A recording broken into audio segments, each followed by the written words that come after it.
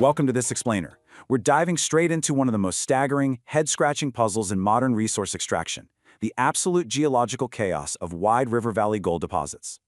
You know, despite all our cutting-edge tech, traditional mining is literally fighting a losing battle against nature in some of the most resource-rich areas on the planet. We're talking about massive, shifting environments that hold immense wealth, but absolutely refuse to give it up without a serious fight. And why does this matter to us? Because efficient, modern extraction is crucial for the global economy. If we can't figure out how to adapt to these wild geological realities, we're leaving an unimaginable amount of value just buried in the dirt. So let's unpack this mystery. If you travel to Papua New Guinea, you are standing in one of the most geodynamically active, gold-rich regions on Earth. It's a gold mine, literally. But when you look at how these massive river valleys are actually being worked, it's kind of shocking. You don't see highly advanced, mechanized, bulk tonnage operations. Instead, you've got manual pits, guys with shovels, and pretty rudimentary sluice boxes.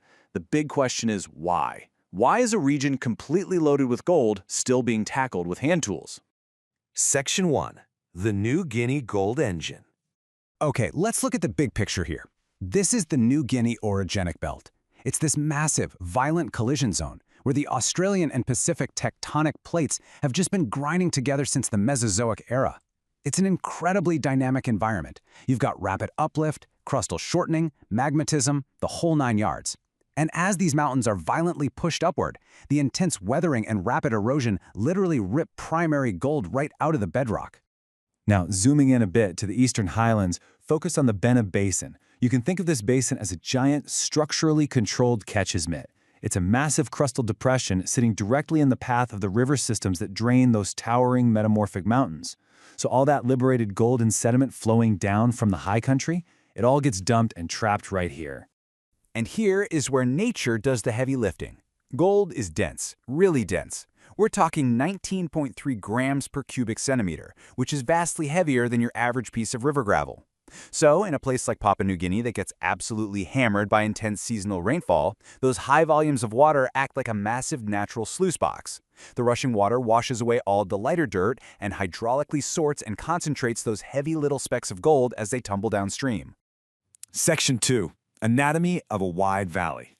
So the gold gets washed down, right?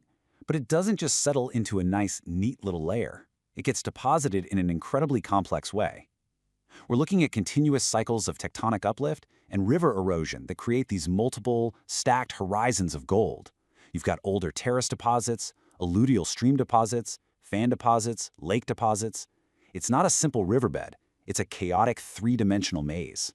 This is our main antagonist, the wide valley itself. It's an incredibly shifting, dynamic environment. We aren't just dealing with a tiny creek. We're dealing with broad floodplains where the river channel laterally migrates back and forth over thousands of years. You've got layers of ancient riverbeds stacked on top of each other. The dirt covering the gold, the overburden, is wildly variable. And the gold itself? It's scattered everywhere, from active channels to ancient floodplains ranging from microscopic, flour-like dust all the way up to coarse flakes. Section 3. Why traditional mining fails. Now, this contrast is absolutely crucial to understand. Traditional artisanal and semi-mechanized methods, yeah, they're highly effective if you're in a narrow, confined channel.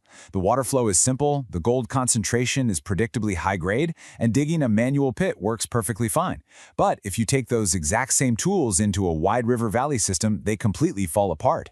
These wide valleys are insanely prone to intense flooding. The gold is hidden across that multi-layered stratigraphy we just talked about, and frankly, you absolutely must have the ability to perform bulk excavation.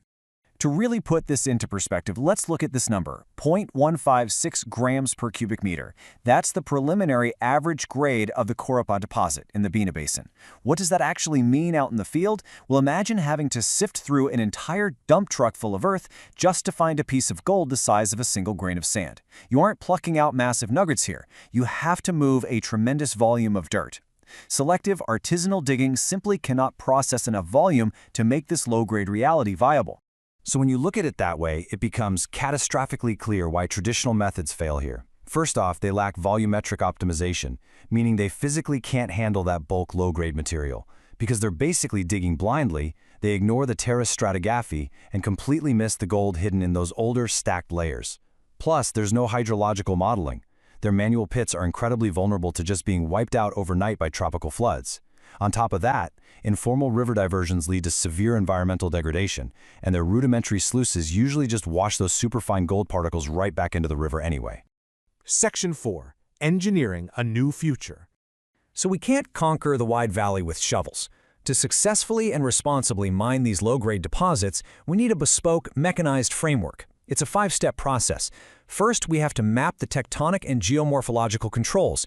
Second, we develop excavation layouts that are actually informed by the stratigraphy, so we're intentionally targeting specific geological layers. Third, we've got to integrate advanced hydrological modeling just to survive the floods. Fourth, we deploy high-throughput bulk excavation systems like massive trommels that can actually handle the volume. And finally, number 5, we must embed progressive environmental rehabilitation directly into the mine design from day one. It's not negotiable. The gold is undeniably there, locked away in these massive, shifting river valleys, and the geological data mapping it out is clearer than ever before. But right now, we're staring at a massive engineering gap. The race to responsibly, efficiently, and sustainably unlock these wide tectonic river valleys, it has really only just begun. The big question we're left with is, who is going to step up and build the localized, mechanized framework to finally solve the puzzle of the wide valley? Thanks for joining this explainer, and keep questioning the world around you.